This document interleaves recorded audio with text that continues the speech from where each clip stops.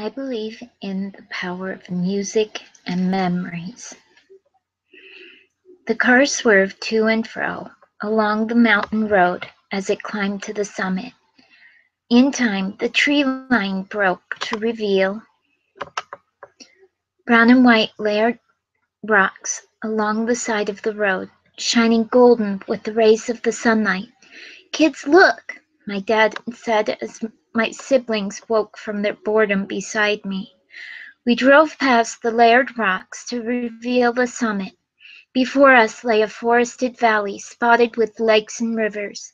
A ring of mountains surrounded the area with cliffs and half-covered glaciers that shone golden in the sunlight.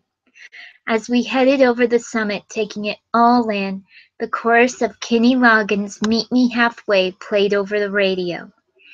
This shares what I believe in: the impact of music upon our memories. As I've grown up, music has been tied to each era of my life. The music from the 70s to early 80s helped me remember my home in Washington, the malls we used to visit, the park over the railroad tracks where we fed the ducks, and the fruity bubble gum I got from the Tooth Fairy. The music from the mid-80s reminds me of Orem. Everything was shiny and sparkly in those days, especially the toys. I remember the smell of wild honeysuckle as me and my family would walk past them to the 7-Eleven on the corner. When we lived in Grantsville, we visited every mall in Salt Lake as the music of the late 80s played overhead. It gave us kids the illusion that we were more well off than we actually were. But none of those memories had made such a personal impact as the journeys we took into the mountains.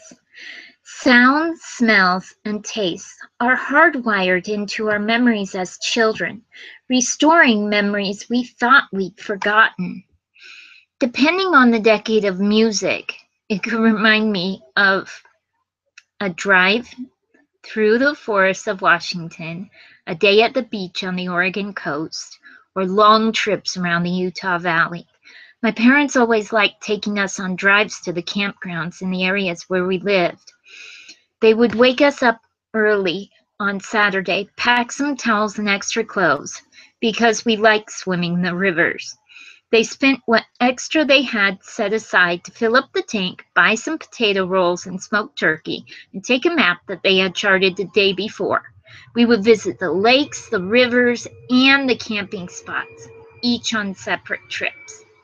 I'll never forget how many toys we lost in the lakes and rivers up there. How beautiful the sunsets were in every place, and how terrible the thunderstorms could be. The picnic groves we found next to the rivers and lakes where we stopped to cook the hot dogs, and how beautiful the stars were on our way back. I once thought the 2 hit songs by the Jets were made for looking up at the stars at night. As I have listened to these songs, I have been able to deal with many a trial and tribulation. When I had an MRI, I just asked the technicians to give me an 80s or soft rock station. The songs and memories would be there to take me back to the great outdoors. The power these songs had during those great memories truly brings relief. Forgive me. Sometimes it's easier for us to escape the stresses in the present, to remember the good old days, and how things seemed so much better when we were kids, when that old familiar song plays overhead. All we had to do back then was get in the car, sit back, listen to the radio, and enjoy the ride. This is the power of music on memory. The end. See if I can get this stopped in time.